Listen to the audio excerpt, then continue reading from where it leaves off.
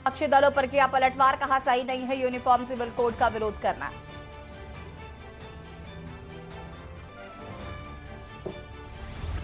मुख्यमंत्री पुष्कर सिंह धामी ने लोकसभा चुनाव में बीजेपी की फिर से जीत का किया दावा, कहा जीत के बाद नरेंद्र मोदी फिर बनेंगे देश के प्रधानमंत्री। अवैध मजारों को हटाने के सवाल पर सीएम धामी ने दिया जवाब, कहा बहुत बड़ी साजिश है अतिक्रमण कर मजारे बनाना। मीडिया सेंटर में केंद्रीय राज्य मंत्री रामदास अठावले ने की प्रेस वार्ता, अपनी रिपब्लिकन पार्टी ऑफ इंडिया का भाजपा को दिया समर्थन, 5 सीटों पर किया जीत का दावा। ऋषिकेश में जनसंपर्क के दौरान हरीश रावत ने बीजेपी में शामिल हुए साथियों पर कसा तंज, कहा कुछ तो रही होंगी मजबूरियां, यूं ही कोई बेवफा नहीं होता। जिला निर्वाचन अधिकारी एवं पुलिस अधीक्षक ने मतदान केंद्रों का किया निरीक्षण, जनपद की प्रवेश सीमा गौचर में बनाए गए चेक पोस्ट का लिया जायजा। आप देख रहे हैं के न्यूज, खबरों का सारथी। नमस्कार, खबर उत्तराखंड में आप सभी का स्वागत है। मैं हूं आपके साथ यश शुक्ला। भाजपा मीडिया सेंटर में आज केंद्रीय सामाजिक न्याय एवं अधिकारिता राज्य मंत्री रामदास अठावले ने प्रेस वार्ता की है। इस दौरान उन्होंने अपनी रिपब्लिकन पार्टी ऑफ इंडिया से भाजपा को समर्थन देते हुए उत्तराखंड की 5 लोकसभा सीटों पर जीत को सुनिश्चित बताया। इस दौरान उन्होंने मुख्यमंत्री पुष्कर सिंह धामी की प्रशंसा करते हुए कहा कि राज्य हित में उन्होंने कई फैसले लिए हैं। उन्होंने कहा कि जनता से किए गए वादे, यूसीसी से समान न्याय की संकल्पना को मुख्यमंत्री धामी ने साकार किया है। एक ओर जहां उन्होंने प्रधानमंत्री मोदी की जन कल्याणकारी नीतियों की प्रशंसा करी, तो वहीं दूसरी ओर कांग्रेस पर अपने अंदाज में तंज कसते हुए कहा कि एनडीए अब की बार 400 पार, लेकिन कांग्रेस नहीं कर पाएगी 40 भी पार।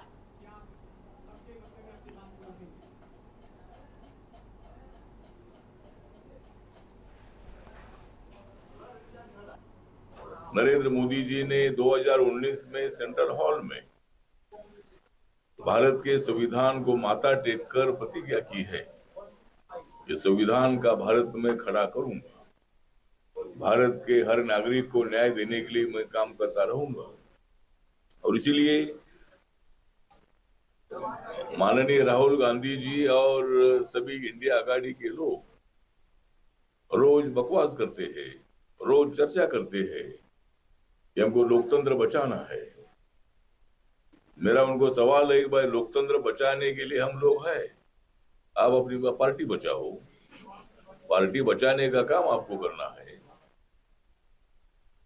खबर चमोली से। आज लोकसभा चुनाव के मद्देनजर जिला निर्वाचन अधिकारी हिमांशु खुराना एवं पुलिस अधीक्षक सर्वेश पवार ने जनपद की प्रवेश सीमा गौचर में बनाए गए चेक पोस्ट और विभिन्न मतदान केंद्रों का स्थलीय निरीक्षण कर व्यवस्थाओं का जायजा लिया। चेक पोस्ट पर CCTV control room, record register, वाहनों की चेकिंग, पुलिस चौकी आदि व्यवस्थाओं का निरीक्षण करते हुए जिला निर्वाचन अधिकारी ने निर्देशित किया कि प्रवेश सीमा पर चौकसी बरती जाए। उन्होंने कहा कि प्रत्येक संदिग्ध वाहन की सघन जांच की जाए। जिला निर्वाचन अधिकारी ने सर्वाधिक बूथ वाले मतदान केंद्र में पहुंचकर भी चुनाव व्यवस्थाओं का जायजा लिया।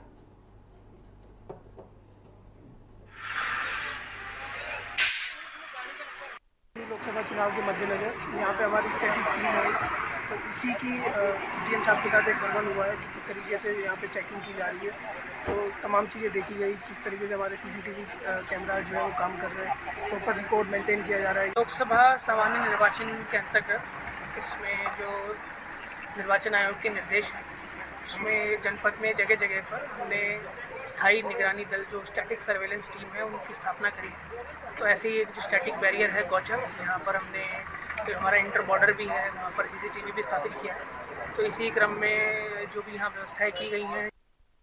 खबर हल्द्वानी से। जहां विश्व प्रसिद्ध सरोवर नगरी नैनीताल में पर्यटन सीजन शुरू हो चुका है, लिहाजा पर्यटकों के आने का सिलसिला लगातार जारी है। तो दूसरी तरफ पुलिस ने भी पर्यटकों को परेशानी ना हो, इसके लिए यातायात की व्यवस्था दुरुस्त रखने के हल्द्वानी से नैनीताल तक सभी थाना चौकियों व यातायात पुलिस की विशेष एहतियात बरतने के निर्देश दिए हैं। पार्किंग से लेकर वाहनों के दबाव से निपटने के लिए पुख्ता तैयारी करने और किसी भी स्थिति में जाम जैसी असुविधा से निपटने के लिए तैयार रहने के लिए कहा। इसके अलावा लोकसभा चुनाव के मद्देनजर लगातार हो रही चेकिंग व अन्य गतिविधियों में पर्यटकों को ज्यादा परेशानी ना हो, इसके लिए भी पुलिस अधिकारियों को दिशा निर्देश जारी किए गए।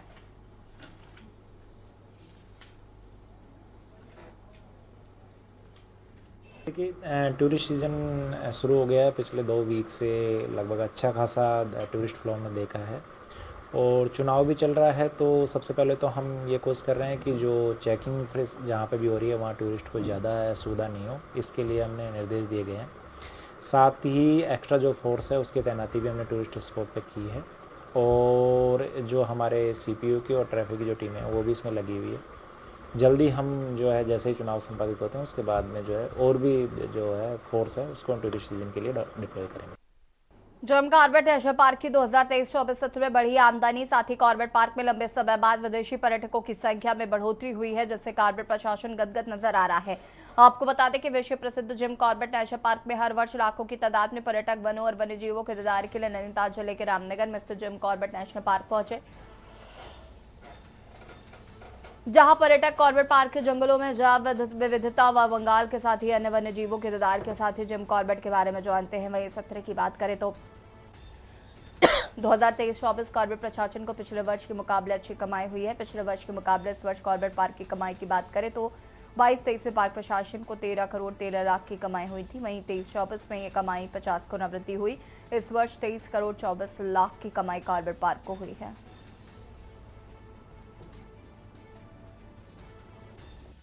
Jackie Shopland Reed. We come here for the safaris and the jungle experience, but it's also lovely to stay here with the family, to be in an environment where there is wildlife all around us. बिल्कुल sir, ये जो actually क्या है कि इसके लिए हमारा system मैं मानता हूँ कि बहुत बड़ा एक जिम्मेदार है, क्योंकि हम लोगों ने जो चीज़ को हमको लेके जाना था उस चीज़ को हम लोग नहीं गए और हमने जो है दूसरी चीज़ों को दिया। क्योंकि आज यदि आप देखेंगे कॉर्बेट में इको कॉन्सेप्ट का कुछ भी नहीं है, इको लॉज इस तरह के नहीं है। तो जो विदेशी हैं उन्होंने कंस्ट्रक्शन दुनिया भर की ये सब बड़े लेवल पर देखे हुए। 24 में हमारे कॉर्बेट पार्क में बहुत सारे विदेशी आए हैं। हमारे लास्ट टाइम से 50% बढ़ गया है विदेशी का जो यहाँ पे टूरिस्ट आते हैं। लास्ट ईयर 2022-23 में लगभग 6100 विदेशी आए थे। इस बार 9000 से अधिक विदेशी आए हैं और आ भी रहे हैं। ये तो बस मार्च का आंकड़े हैं। अप्रैल मई जून में इनका पीक सीज़न होता है जब ये आते हैं विदेशी टूरिस्ट। तो इससे ये लगता है कि विदेशी टूरिस्ट का संख्या बढ़ते ही जा रहा है। रामनगर कोतवाली पुलिस से हाल ही में लगातार हुई चोरियों के मामले में पुलिस टीमों का गठन कर घटना का खुलासा करने के निर्देश अधिकारियों द्वारा पुलिस को दिए गए हैं। मामले में जानकारी देते हुए कोतवाली के एसएसआई मोहम्मद यूनुस से बताया कि बीते दिनों ग्राम पीरुमदारा क्षेत्र में हुई 3 चोरियों के मामले में चौकी इंचार्ज राजेश जोशी के नेतृत्व में गठित पुलिस टीम द्वारा अपने क्षेत्र में घटे 3 चोरियों के मामले में कौशल व उसकी पत्नी अनामिका निवासी थाना ITI जिला उधम सिंह नगर, मनोज दीपक सिंह निवासी खड़गपुर देवपुरा जिला उधम सिंह नगर को गिरफ्तार कर उनके कब्जे से चोरी की गई स्कूटी सहित 17,000 रुपये नकद बरामद किया गया।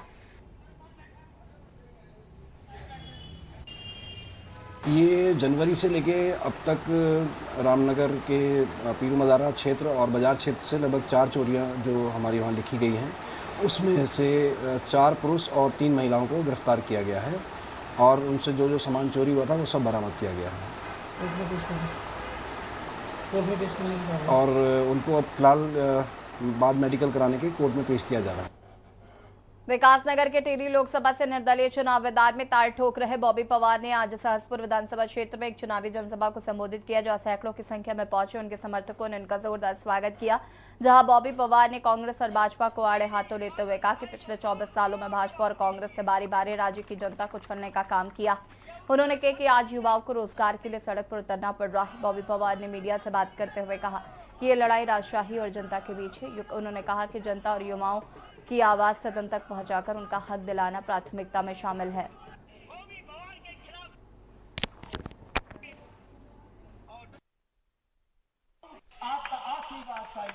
ये चुनावी मैदान में है, एक राजनीतिक लड़ाई है। जिस लड़ाई को सड़कों पर लड़ रहे थे, कहीं ना कहीं जब हमें लगा, हमारे साथियों को लगा कि सड़कों पर लड़कर इस लड़ाई को नहीं जीता जा सकता है, इसके लिए राजनीतिक लड़ाई करनी पड़ेगी। तो लोकतंत्र के इस महापर्व में हम लोगों ने भी उन राजनीतिक दलों के सामने खड़े होने की हिम्मत जुटाई है। उन लोगों के सामने आज मजबूती से खड़े हैं जिन लोगों ने इस उत्तराखंड को 24 वर्षों से छला है। तो भाई आप लोगों के बीच जा रहे हैं, क्या कुछ रुझान आप देख रहे हैं, विजिट कर रहे हैं? देखिए, हम लगातार क्षेत्र भ्रमण में थे और आज रात को ही 2 बजे टिहरी के प्रताप नगर से पहुंचे हैं और जो जनता का प्यार और समर्थन मिल रहा है, जो जनता के अंदर जो बदलाव करने की जो अभी स्थिति है, वो मन है उनका, तो कहीं ना कहीं मुझे लगता है कि जनता बदलाव का मन बना चुकी है और जनता त्रस्त है उन प्रत्याशियों से, उन सांसद महोदया से जो 3 बार के सांसद होने के बावजूद भी। उत्तराखंड हाईकोर्ट ने देहरादून तहसील डोईवाला के अंतर्गत मौजा माजरी ग्रांट में नदी किनारे स्थित काश्तकार की निजी भूमि के बदले ग्राम सभा के हाईवे किनारे भूमि आवंटित किए जाने को लेकर दायर जनहित याचिका पर कोर्ट में सुनवाई की है। सुनवाई करते हुए कोर्ट की खंडपीठ ने जिलाधिकारी से 4 सप्ताह में जवाब दाखिल करने को कहा है। मामले की सुनवाई के लिए कोर्ट ने 4 सप्ताह बाद की तिथि नियत की है। इंद्र सिंह के नाम पर मिलीभगत कर 161 के तहत आवंटित करा लिया गया। जो भूमि विनियमितीकरण के माध्यम से ग्राम सभा को मिली है उसका कोई अस्तित्व ही नहीं है। याचिका में भूमि आवंटित करने वाले अधिकारियों के खिलाफ जांच की मांग करते हुए दोषियों पर मुकदमा दर्ज करने की याचना की गई। ये जनहित याचिका इसलिए दाखिल की गई थी माननीय उच्च न्यायालय में, जिससे कि जो भू माफिया हैं तहसील डोईवाला जनपद देहरादून के, उन लोगों द्वारा सरकारी ज़मीन को अपनी तरफ लेके और अपनी जो उनकी 2 पैसे की ज़मीन थी उसको वैल्यूएशन में जो 200 रुपये की ज़मीन है उसको इंटरचेंज किया गया था, जिसमें कि तहसील की भी बहुत सारी मशीनरी इन्वॉल्व है, प्रधान जी भी इन्वॉल्व है। उसमें आज माननीय न्यायालय द्वारा यह आदेशित किया गया है कि जो एडीएम की रिपोर्ट आई थी जिसमें साबित होता है कि नीचे के स्तर के जो अधिकारी हैं उन्होंने गलत तथ्यों पर रिपोर्ट दी थी, उसके खिलाफ डीएम से ये पूछा गया है कि आपने उस रिपोर्ट पे क्या डिसीजन लिया और क्या आप पे आख्या आई है। याचिकाकर्ता का कहना ये था अगर ऐसा होता रहा तो हमारे जो रिसोर्सेज है, जैसे कि जो हमारी नदी के तल पे बहुत सारे हमारे नेचुरल रिसोर्सेज होते हैं, प्लस में जो ग्राम सभा की जमीन है। कांग्रेस नेता रणदीप सुरजेवाला का भाजपा सांसद व अभिनेत्री हेमा मालिनी पर की गई अभद्र टिप्पणी को लेकर उत्तराखंड भाजपा महिला मोर्चा में भी आक्रोश नजर आया। भाजपा प्रदेश महिला मोर्चा अध्यक्ष आशा नौटियाल ने इस टिप्पणी को कांग्रेस नेताओं की हीन मानसिकता करार दिया और कहा कि यह कोई पहला मामला नहीं है, बल्कि इससे पूर्व भी महिलाओं पर अभद्र टिप्पणी के कांग्रेस नेताओं के बयान सामने आते रहे। उन्होंने कहा कि जहां भाजपा महिलाओं का सम्मान करती है तो कई जन कल्याणकारी योजना प्रदेश में जैसे लखपति दीदी, ड्रोन दीदी समूह के माध्यम से महिलाओं को आत्मनिर्भर बनाया जा रहा है और कांग्रेस महिलाओं पर अभद्र टिप्पणी करके उनका अपमान कर रही है।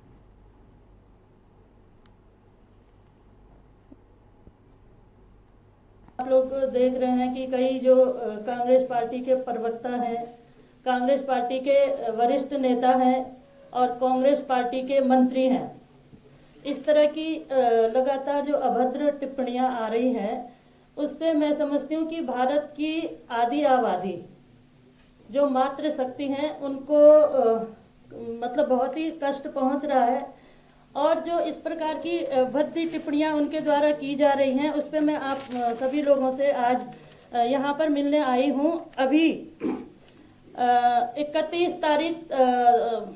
31 मार्च को रणजीत सुरजेवाला जो कांग्रेस पार्टी के प्रवक्ता हैं,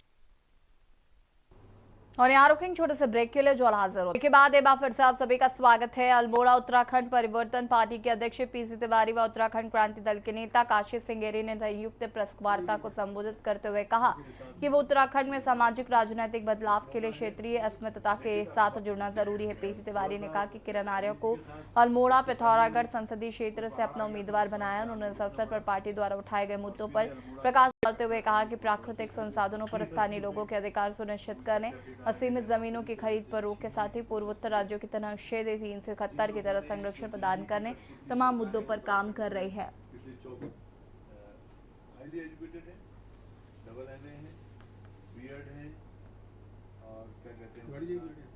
न उतर पाना तो चुनाव आयोग की और उसकी व्यवस्था की खामी है। उन्होंने हमारी बात मानी नहीं और एक निरंकुश तरीके से फैसला किया और हमारे कैंडिडेट को निर्दलीय घोषित कर दिया और हमने भी उसको कहा कि अब लड़ने से कोई फायदा नहीं है। तभी हम लोग ने, हमारी पार्टी ने फैसला किया कि यहाँ जो क्षेत्रीय ताकत है, जो जिसका प्रत्याशी होगा हम उसको समर्थन करेंगे और उसको समर्थन करने के पीछे हमारी मंशा ये है कि जैसा पीसी भाई ने भी कहा कि जो राष्ट्रीय दलों का रवैया है, राष्ट्रीय दलों की जो कार्यप्रणाली है, वो क्षेत्रीयता और क्षेत्रीय अस्मिता को खत्म करने वाली रही है। पहले कांग्रेस करती थी, अब आज भाजपा बहुत तेजी से उसको कर रही है। तो इस ऐसी स्थिति में हम क्षेत्रीय ताकतों का एकजुट होना और क्षेत्रीय अस्मिता और क्षेत्रीय हितों की रक्षा करने का मुहिम चलाना बहुत आवश्यक हो गया है। हल्द्वानी में 9 दिन से लापता महिला का शव गुरुवार को नाले किनारे पेड़ से लटका हुआ मिला। शव बुरी तरह सड़ चुका था और शरीर के कुछ हिस्सों को कुत्तों ने नोच लिया था।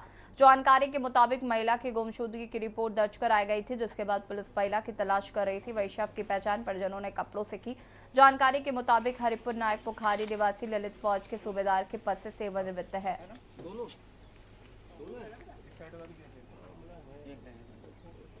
गांजा में CNG क्रिकेट एरेना है। ग्राउंड के पीछे एक बेल का पेड़ है, सुनसान सी जगह है। इस पर एक महिला लटकी भी पाई गई थी। बच्चे जो खेल रहे हैं और बॉल गई होगी तो उन्होंने तब बॉडी को देखा, पुलिस को सूचना मिली और थाने की टीम भी आई है और मैंने भी अभी विज़िट किया है घटनास्थल। तो बॉडी 7-8 दिन पुरानी लग रही है और जैसे कि थानाध्यक्ष ने बताया कि 26 तारीख को एक गुमशुदगी दर्ज थी एक महिला की, तो उस आधार पर उसके पति को बुलाया गया तो शिनाख्त हो चुकी है इसकी। सितारगंज नानकमत्ता कार सेवा बाबा तरसेम सिंह हत्याकांड में पुलिस को बड़ी सफलता मिली है। सूत्रों के मुताबिक पुलिस हत्याकांड को अंजाम देने की साजिश में शामिल 4 लोगों को पुलिस ने शाहजहांपुर क्षेत्र से गिरफ्तार किया है। बुधवार को नानकमत्ता थाने में हत्याकांड को लेकर बड़ा खुलासा करते हुए एसएसपी डॉक्टर मंजुनाथ टीसी ने बताया कि आरोपियों के मददगारों को हिरासत में लेकर पूछताछ शुरू की गई है। एसएसपी ने गिरफ्तार संदिग्धों के बारे में जानकारी देते हुए कहा कि हत्याकांड सोची समझी साजिश के तहत अंजाम दिया गया था। आरोपियों पर विभिन्न राज्यों में दर्जनों से भी अधिक मुकदमे दर्ज हैं।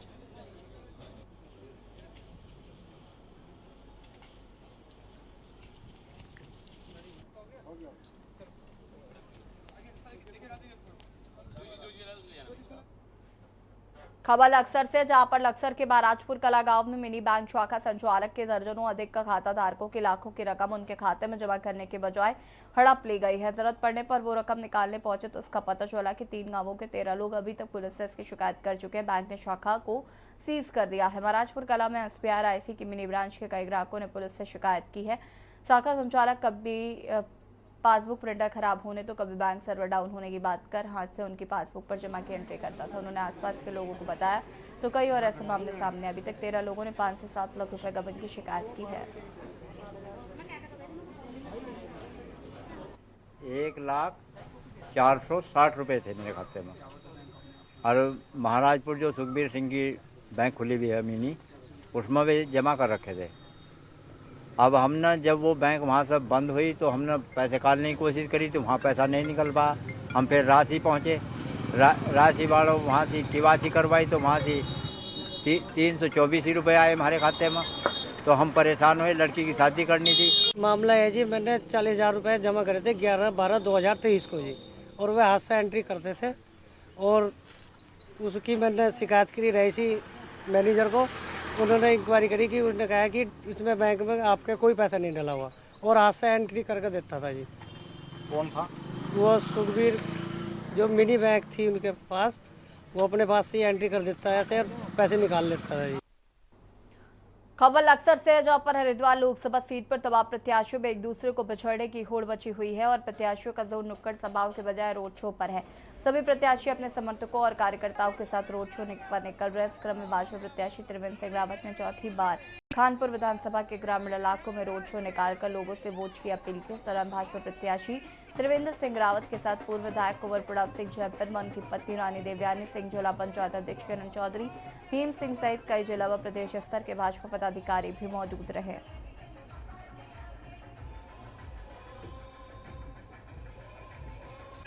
बहुत जबरदस्त होता है। मुझे लगता है कि कुछ गांव इस बार 100% भाजपा को वोट डालने वाले हैं, ऐसा मुझे महसूस हो रहा है। जिस तरह से लोगों का जोश है, जिस तरह से लोगों का उत्साह है, ये भारतीय जनता पार्टी की बम्पर जीत ये हरिद्वार से होने वाली है। ये हरिद्वार की जनता का प्रेम, जनता का उत्साह, जनता का जोश इस बात का को प्रकट कर रहा है। बहुत क्रेज है, विजय होगी विजय। कितने से विजय मांग चल रहे हैं? यहाँ से 400 के पार कर रहे हैं। हाँ, मोदी जी 400 के पार कर रहे हैं। आपका क्या नारा है? नहीं, 400 पार तो जाएंगे ही जाएंगे, लेकिन हम यहाँ से जो है प्रतिशत बढ़ाकर भेजेंगे। जितना पिछली बार वोट पड़ा होगा उससे कहीं ज़्यादा वोट हम ज़्यादा जाकर भेजेंगे यहाँ से। मोमडन इलाकों में भी नहीं, मोमडन भी हमारे साथ हैं। सबका साथ, सबका विकास, सबका विश्वास, इसी मोटो को लेकर हम आगे चलें और हमें सभी का साथ मिल रहा है, सभी बिरादरियों का साथ मिल रहा है, सभी लोगों का साथ मिल रहा है। तो यहाँ तो सब एक उत्तराखंड की 5 लोकसभा सीटों पे पहले चरण में होने वाले लोकसभा चुनाव के लिए अब गिनती के दिन शेष रह चुके हैं। चुनाव की घड़ी जैसे जैसे नजदीक आ रही है वैसे वैसे राज्य का राजनीतिक पारा भी सूर्य की तपिश के साथ चढ़ता जा रहा है। प्रधानमंत्री नरेंद्र मोदी ने रुद्रपुर में विशाल जनसभा को संबोधित करने के बाद राज्य का सियासी तापमान कांग्रेस पर हमला कर बढ़ा दिया है। पीएम मोदी के बाद अब राज्य में बीजेपी राष्ट्रीय अध्यक्ष जेपी नड्डा के दौरे शुरू हो गए। जेपी नड्डा ने पिथौरागढ़ और विकासनगर में विशाल जनसभा को संबोधित करने के बाद पार्टी के बूथ स्तर तक के कार्यकर्ताओं की बैठक ली। देखिए रिपोर्ट। लोकसभा चुनाव के लिए अब समय बेहद कम है। उत्तराखंड की 5 लोकसभा सीटों में चुनाव की घड़ी नजदीक आते ही राज्य का सियासी पारा दिन पर दिन बढ़ता जा रहा है। भाजपा कांग्रेस ने चुनावी प्रचार अभियान को तेज कर दिया है। वहीं पीएम मोदी की विशाल जनसभा के साथ ही भाजपा के चुनावी अभियान का आगाज भी हो चुका है। पीएम मोदी के बाद बीजेपी राष्ट्रीय अध्यक्ष जेपी नड्डा भी 2 दिनों के उत्तराखंड दौरे पर हैं और इस दौरान वे 2 जनसभाएं, बूथ स्तरीय बैठकें लेने के साथ ही हरिद्वार में रोड शो और साधु संतों का भी आशीर्वाद लिया है। वहीं जेपी नड्डा के बाद अमित शाह, योगी आदित्यनाथ, राजनाथ सिंह जैसे दिग्गजों के चुनावी कार्यक्रम प्रस्तावित हैं। भाजपा एक ओर जहां तमाम स्टार प्रचारक राज्य में भाजपा के पक्ष में माहौल बना रही है, तो वहीं दूसरी ओर कांग्रेस अब तक अपने स्टार प्रचारकों की सूची तक नहीं बना पाई है। हालांकि कांग्रेस उत्तराखंड आ रहे भाजपा नेताओं से ये पूछ रही है कि उन्होंने आखिर उत्तराखंड को यहां आकर क्या दिया है।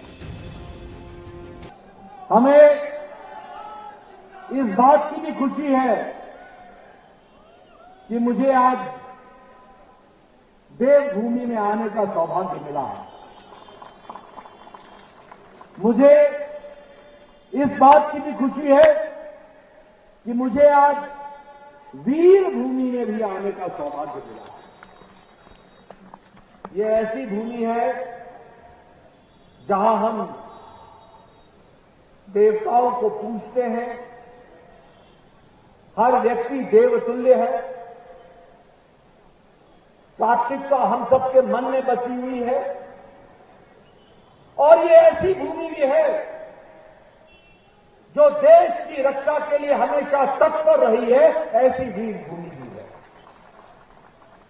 और जब हम चुनाव की बेला में जा रहे हैं तो हमें यह भी याद रखना चाहिए कि वीरों के साथ अगर किसी ने न्याय दिलाया और 40 साल से कांग्रेस ने आपके साथ धोखा दिया, उस धोखे को न्याय दिलाने का काम 1 रैंक 1 पेंशन भी दिया गया, तो वो आदरणीय प्रधानमंत्री मोदी जी के द्वारा दिया गया। बता दें कि भाजपा 400 पार के नारे के साथ चुनावी जीत का दावा कर रही है।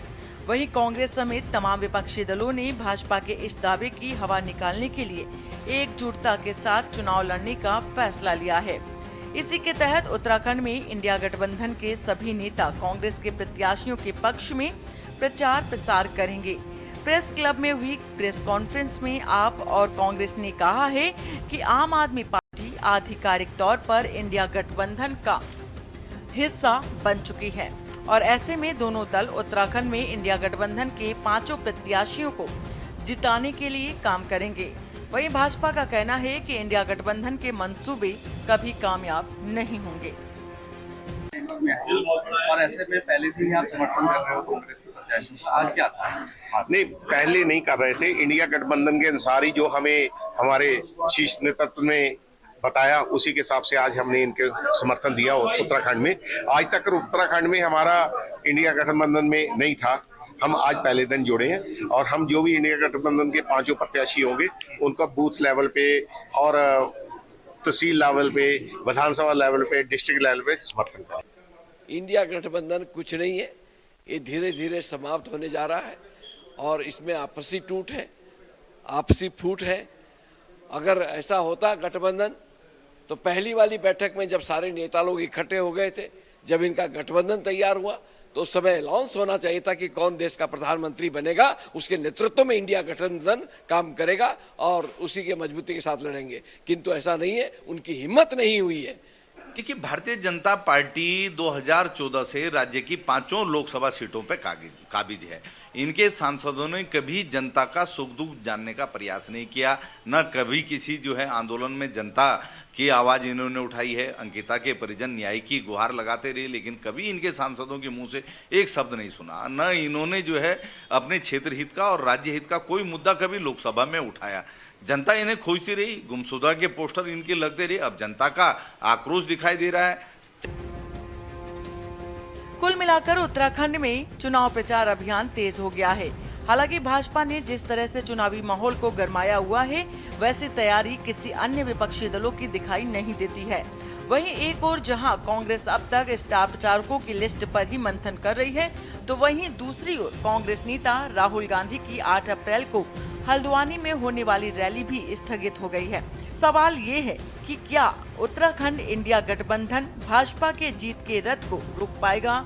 क्या भाजपा की तैयारी विपक्षी गठबंधन को भारी पड़ेगी या नहीं? Uttarakhand desk report. और खबर उत्तराखंड में फिलहाल इतना ही, और आगे देखें के न्यूज का खास कार्यक्रम मंथन प्रधान संपादक दुर्गेश चौहान के साथ। आप देख रहे हैं के न्यूज, खबरों का सारथी।